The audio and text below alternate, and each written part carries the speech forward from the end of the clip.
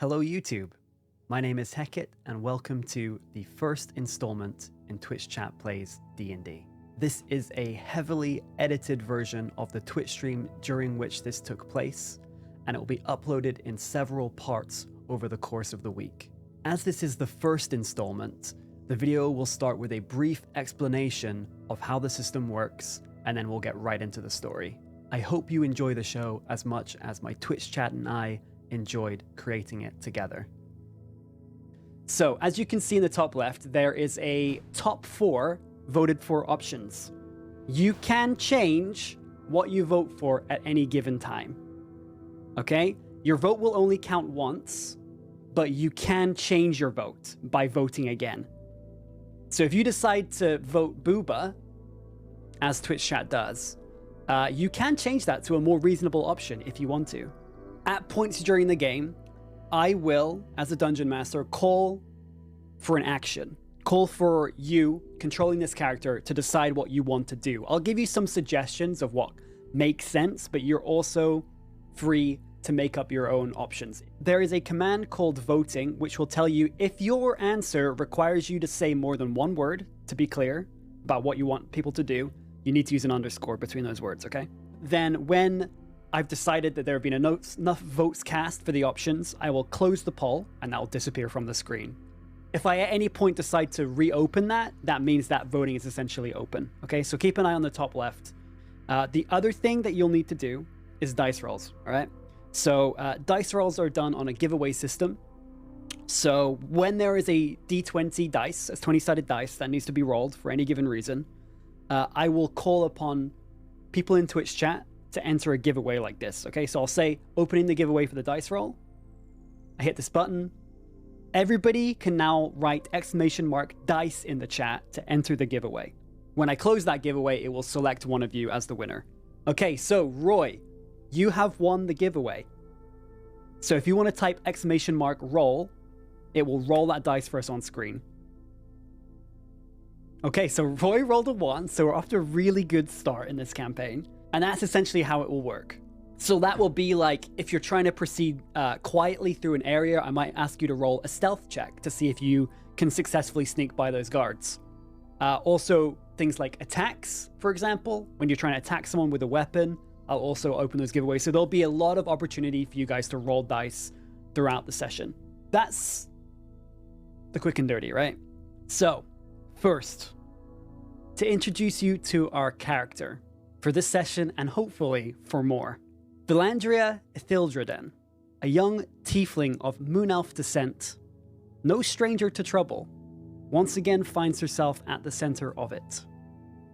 A monster hunter by trade, she has made a passable living for herself, diving headfirst into mysterious circumstances.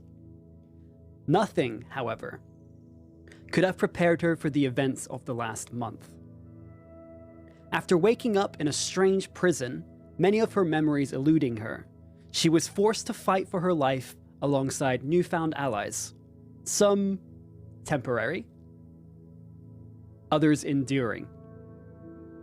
She discovered a strange artifact at the center of these strange encounters. However, upon defeating the strange cosmic force that emerged from it, she found herself transported to an unfamiliar new world. In the hope that it might somehow lead her home, she has been desperately chasing the only lead she has. A mumbling by a cosmic spirit about something called the Source. Our campaign begins in a somewhat familiar situation for our hero.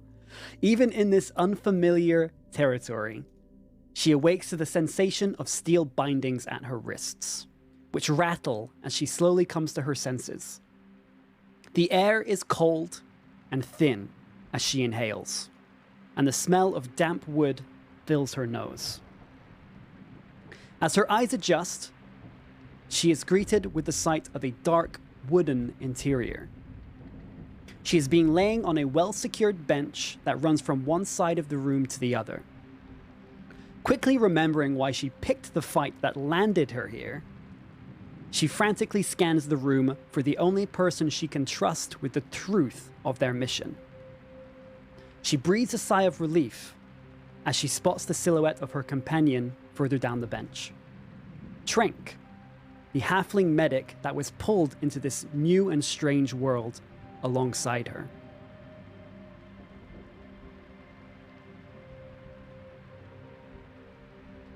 Just like old times, eh? He chuckles as he raises his hands to reveal shackles of his own.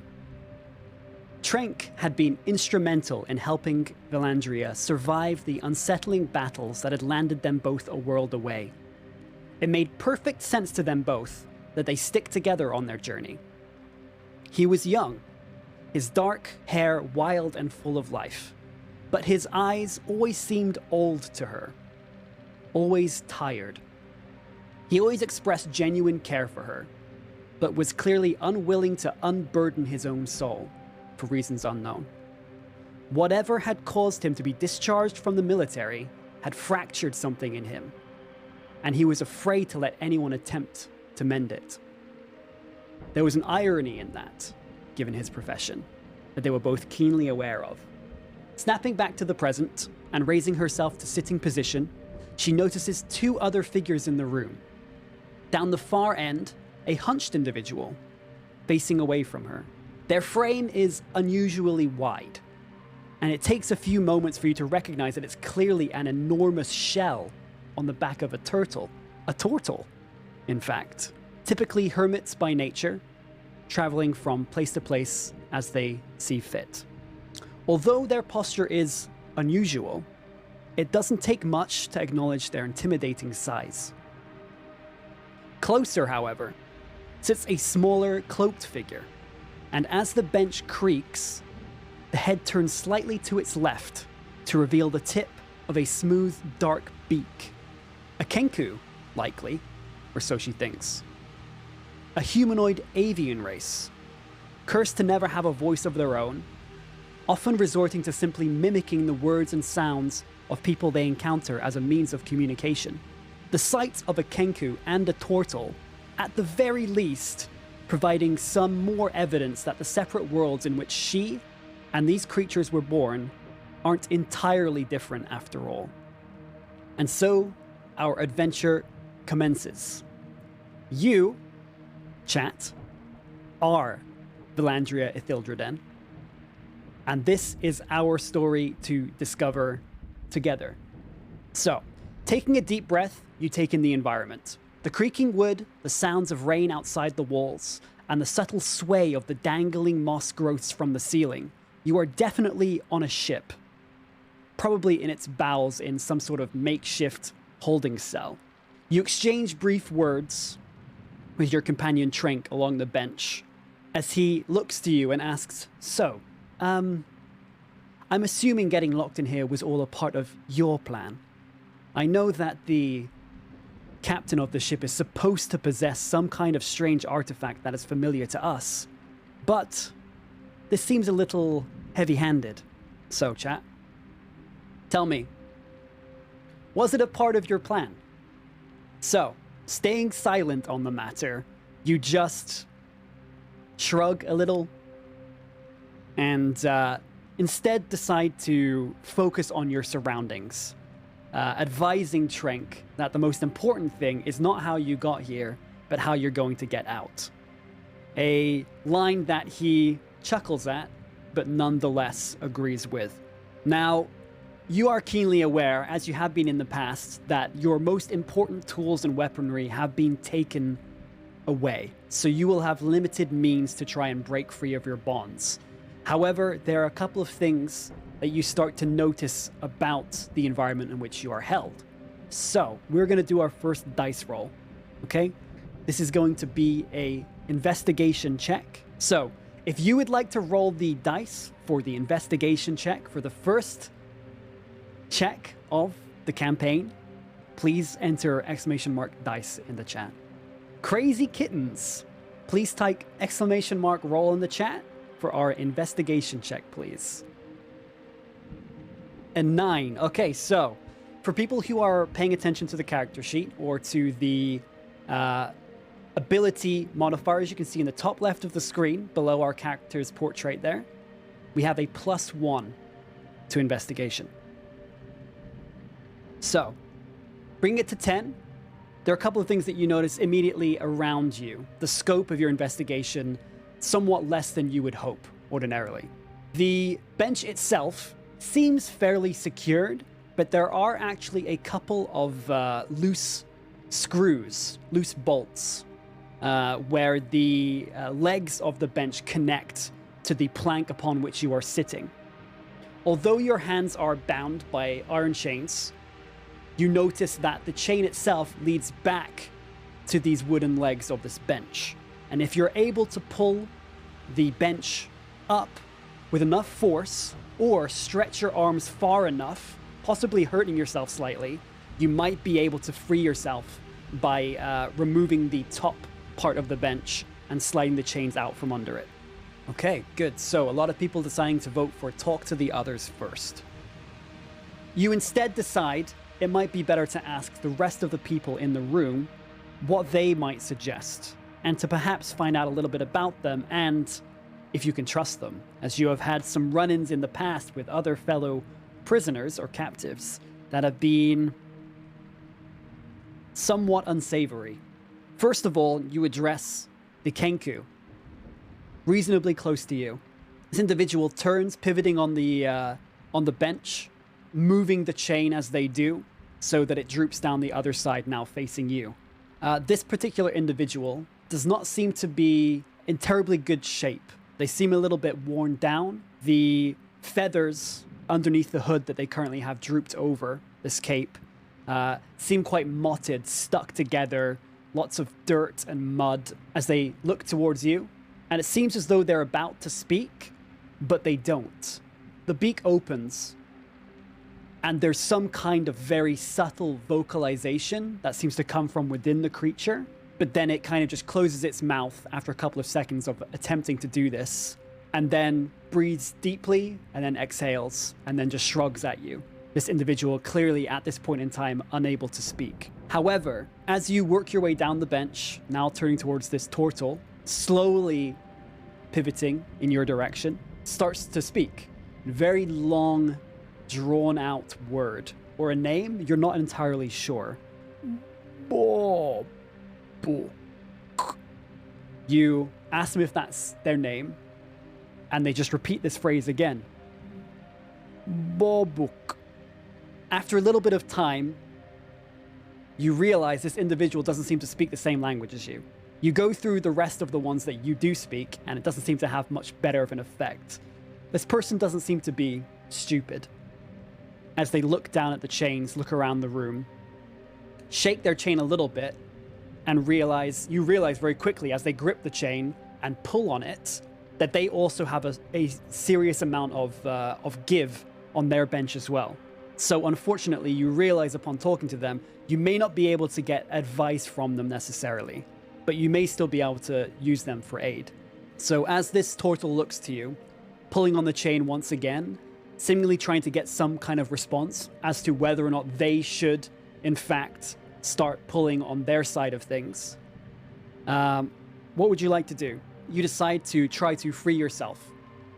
Looking towards Trenk, you decide that if both of you move a little bit to further ends of the bench and both pull, then it should free the middle bench, and then you should be, or the middle section of the bench, sorry, and then you should be able to then drag your chains over, up, and out of the binding. I'm gonna need another check here, so I want a athletics check from somebody in the chat. Slippy, please type !roll to see the result of our athletics check. 14, okay. So that makes us a total of 16 with our +2 strength modifier. I'm going to roll for Trenk as well, which you can see my dice. Anything that I do and I roll for is displayed in the bottom left there. Okay. The two of you working together, you notice very quickly that Trenk is having a little bit of a struggle. Not one for prison breaks ordinarily, put off by the circumstances. However, you realize that with your strength, you should be able to manage the job alone. So, As you pull, the wood begins to bend and creak, and then it just snaps. You slide along the bench and manage to pull your chains free. They are still attached to your hands, so your hands are still bound together, but you are now able to navigate the room as you see fit. So you free Trenk first. You then have a decision to make. These two individuals, who would you like to free? Okay, so with that, I think we'll go with freeing them both, but also freeing the turtle first. You move over and decide that you want to free this turtle individual who, as far as you can tell at this point, you can refer to them as Bobbook or Bob, if you prefer. And between the two of you, you very easily free the turtle's chains. Moving over, you decide to free the Kenku. It takes a little bit more. This part of the bench seems to be a lot better secured. You're not sure if this is specifically because this individual needs to be better restrained, but it doesn't take too much effort for you both to free this individual from their bindings. The four of you now standing in this pretty featureless room will need to make some kind of decision as to how you are going to try and escape. I'm going to need a investigation check once again from somebody in the chat as we check the door. Go Turk, please type !roll in the chat. Okay, 16, big dude. All right, so 17 total.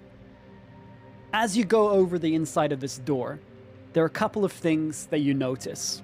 One, as with much of the ship you imagine, this door doesn't seem to be that secure. You imagine that with enough encouragement, one way or the other, whether that be through strength or trying to relieve the lever on the other side, you could get out of here quite easily. However, there is one thing that you do notice that makes you think twice. You can very clearly hear, as you investigate the door, that there are people talking a little bit of a distance past it. You are unable to get a real sense of what these people are saying from this distance, and with the door standing between you. But you are aware at this point that simply breaking the door will attract these individuals' attentions. Whether or not you want to risk that or not is up to you. Looking around the room, there don't seem to be any other exits. There are, as I said before, there are no windows. However, looking at the walls and seeing that there is a small amount of light coming through it at sections between the planks, it's also possible that you could force your way through one of the walls on either side, though you're not quite sure what that would result in, as this clearly leads into some other room beyond the space. Seems pretty unanimous. So, as you approach the right wall, and you see that there's a very small crack about halfway down between two of the planks, almost directly in the middle here. As you approach and you lean an eye in as close as you can, trying to take a look inside, I'm going to need a perception check first from the chat. Veil! Please, !roll in the chat. Okay, that's an 18. Very nice. So, with a massive modifier, that makes it a 25. As you take a peek inside, there are a couple of things that you notice. One, the smell of rotting carcass. You also hear a very deep purring sound of some kind of animal on the other side of this wall. Something large, the low tone being emitted as you press your ear up against the planks. Looking into the room itself, you can see a bed of straw, but you can't see the source of whatever creature is in this room, as it is currently being obscured by the other planks, seemingly more off to the right than you're able to see through this small gap. Knowing this information, would you like to continue entering into this room forcibly? So, by taking part of the broken bench and using it as a lever of sorts, you and your new ally, Bobbook, decide to get to work on one of these planks. Between the two of you, you're very easily able to wrench a plank section about 1.5 meters in length upwards from the bottom up. And as you do that, you immediately hear the sound of this creature being alarmed to your presence. And you are greeted very, very swiftly with the snarling mouth at this small gap in the wall of what is very clearly a lion, as it growls into the room in which you feel at this point reasonably safe. However, both of you have to back off from the wall as it tries to force its paw through and claw out at you. Okay, so you decide between all of you that attacking a lion while you're currently in an enclosed space is probably not a great idea. The sound being emitted has drawn the attention of guards. They're now close enough that you can hear them speaking, and you hear that one of these guards, or whoever is stationed outside, has been ordered by the other to check on the prisoners. Okay, so you do your best in this brief moment to indicate to the rest of the people in the room, even those that don't seem to necessarily have the same communication skills as you, that you are going to all attempt to pretend like nothing bad has happened in this room whatsoever. A middle-aged human individual steps into the room and starts to look around. First moving towards the left and then to the right of the benches. I'm going to need a deception check. Max, hit us with that deception roll, my friend. Unfortunately for you, no pressure. It will be at -2, which brings us to a grand total of 8. You notice the moment that this individual notices, as best as you try to cover it up, the broken bench next to you and the fact that your chains are in no way secured whatsoever. We are going to go into our first combat of the session as this guard yells down the corridor, alarming the other individuals that the prisoners are free. So, for people who are unfamiliar with the combat system in Dungeons & Dragons, it is a turn-based system. We roll for initiative, which determines the order in which people act, and then we go down the list, every creature taking its own turn, and then at the bottom of the initiative, once everybody has gone, it returns back to the top and we start again. Infected Kitty, please hit us with the ! roll as we enter initiative and start the combat. 14. So with a +5, that brings us to 19 total to kick things off. An excellent roll. Starting off the combat, we have Trank. Now you are aware that Trank, although he is small in stature, can more than hold his own in a fight, even if fighting isn't the first choice that he goes to. At the very least, he'll be able to take a few punches before you guys sort out exactly what's happening. He is going to rush this individual and attempt to tackle them, which will be a strength check from him. Okay, so that is a 12 from Trank, and then a 13 from the guard. So Trank attempts to tackle this individual, but they buckle down, bracing themselves, seeing this attack coming, and they are essentially just grappling each other at this point, wrestling each other as you hear the sound of other individuals now approaching down the hallway. You currently do not have your weapon on you. You are aware at this specific point in time, this will be a fist fight. The most obvious things you can do in combat are to attack. The first thing that you do is you move forward and you attempt to lasso this individual with the chains. And you can see off to your right, this lion, now riled up by the breakout of this combat, is now clawing through the wall, providing an environmental danger that you could use to your advantage or possibly could hinder you as well. So you grab your chains. We're going to do an attack roll. This is going to be a faster giveaway, so please be quick with your entries. All right, go Turk. Please give us that !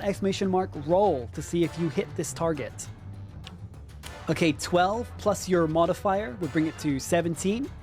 With that, you very easily manage to wrap the chain around this individual's neck, and they are now clasping at it. One hand clasping at the chain, and the other attempting to reach down to some kind of weapon strapped to their belt. They are not at immediate risk of dying, but you now have control over their movement. Your turn is not immediately over after you do this. You do still have your movement that you can use to move away, either on your own or with this target. Okay, so a clear winner at this point to pull this target towards the lion. You drag this individual over to where the lion is clawing through, attempting to force its snarling jaws through the gap. And as you bring it close enough, it's like a brief flash of time passes as the lion reaches out very suddenly, kind of bringing the arm over this individual and sinking its claws deep into their chest, essentially pinning them to the wall. They are screaming and scrambling, trying to pull themselves away from the wall. Pirate number 3, which is a little bit further down the hallway, is going to use its movement and its action to get to the door, which is currently open. That then brings us to our turtle friend, who immediately rushes and is going to attack this individual. Okay, so with a total of 13, smacks this guard straight in the jaw, dealing 5 damage. Number 1, finally coming up, is going to attempt to free himself of the lion. Gets a natural 1. That's a critical fail. So I'm at this point just gonna say, with the remaining life that this guard has, is quite literally torn away as he attempts to struggle free, but isn't paying enough mind to how he does so. And in the process, the claw graces up across the neck, and there is just a gush of blood that splatters out into the room as this individual falls silent. And you watch as the lion is desperately trying to claw out at their body that is rapidly losing life, trying to pull it through this small gap. Number 2 is going to attack Bobuk, this dwarven individual now, gnarly, greasy-haired, heavily bearded, rushing forward, attempting to push the turtle away from its ally. A 9, which is a miss. A light hammer smashes down on Bobuk's shell, and it just pings off with absolutely no effect whatsoever. Okay, we then have another individual, which again is going to use its entire movement to get closer, and then makes an attack from range. You all notice as a arrow, seemingly let loose from further down the corridor, flies down, again pings off Bobuk's shell to no effect, but you're aware that there is another combatant somewhere outside this room. The Kenku then moves forward, making a grab for the weapon dropped by the clawed individual. Yep, that's more than enough. Manages to grab the blade left on the ground, the scimitar, and then pulling it away, and then tosses it to you. Trenk, horrified at the sight of this brutality, attempting to attack the dwarf that has entered the space. Unfortunately, does not hit. That brings us to your turn, chat. What would you like to do? You now have a scimitar. You slash out at this stoutly dwarf that has entered the fray. Go Turk again! Man, you are getting really lucky today. Okay. Oh, unfortunately, as you move forward with this blade in hand, you don't realize that you're holding it at the hilt wrong. And as you attack, it slips out of your hand onto the ground. Moving on to the next turn then. As this individual enters the room, trying to navigate through past the dwarf and into this gap, sees the body of his ally being pulled through this gap far too small for his body. In shock, just backs off in this direction. What that essentially means, as he's just stumbling backwards, he hits the bench, revealing an opportunity as he has entered the space next to yours and then has moved away from it. You get to do something called an opportunity attack. So I'm going to need another attack roll. Herb, hit us with the roll, my friend. Herb with the 15. Okay, so you don't have time in this instance to grab the sword. But nonetheless, as this individual stumbles away from you, you smack him clean in the cheeks as this individual twists and turns and then falls backwards over the bench. That then brings us to Bobuk, who is going to turn, slamming down with both fists into this individual. Yep, that's a hit. Slamming down to this individual's chest as the bench itself shatters into splinters, some of which you're sure are now piercing the back of this individual. The dwarf moves forward, attempts to make an attack against Bobuk again. Does not succeed. This one now tripping over, doesn't even notice the weapon lying at his feet.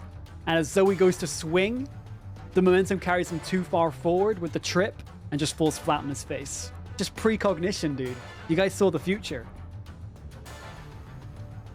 You now see, as you're closer to the doors and the doors have parted, that further down the corridor, there is a small individual brandishing a bow that is currently standing next to a small amount of cover. The one with the bow, who is going to attempt to attack the Kenku running down. That is a hit. So this Kenku, currently sprinting down the corridor, takes an arrow into the clavicle area just above the lungs. You watch as they are almost knocked back to their feet by the impact of it, and you see the arrow poking out and upwards at like about a 60-degree angle. However, this individual slumps forward and continues to, a little bit more desperately, however, run. So they run up the side, taking a look at the assailant as they go, feeling a little bit more of the corridor, clearly making a break for it. Bringing us then to Trank at the top, who is going to secure this individual that you have also knocked unconscious, pointing down the hallway. Well, you better get that one too. Won't be any good if it gets out of here and alerts the others. And we are now at your turn, chat. What would you like to do? You will not be able to attack it on this turn if you decide to chase, but you will be able to get closer. Okay, so you chase. 20, 25, 30, 5, 10, 15, 20, 25, 30. And you know what? Well, you'd be like 3 feet away. I'm not going to punish you for that. So you actually just get in range, but you are unable to attack on this round as you have used your action to move essentially again. And you are aware, if it moves, you will get an opportunity attack all the same. That brings us then to that creature, which is going to, against better judgment that somebody else might have, attempt to run. You get an opportunity attack as the creature attempts to leave the space right next to yours. Susanna, hit us with that roll. Susanna with the 15. Okay, so that brings us to a total of 22 with our modifiers. And with that, in one attack, this goblin falls. Susanna, would you like to do lethal or non-lethal damage to this individual? Lethal? Okay, so as this individual turns, attempting to run away from you, you see a glimpse of a grayish green-skinned individual with a long, elongated, pointed nose. This goblin pirate attempting to make a desperate attempt away from you, stabbing them in the back as they run, sliding off the blade and hitting the floor, blood leaking into a pool. We are out of initiative. Congratulations on the first combat of the campaign, everybody. You're doing great. I'm proud of you.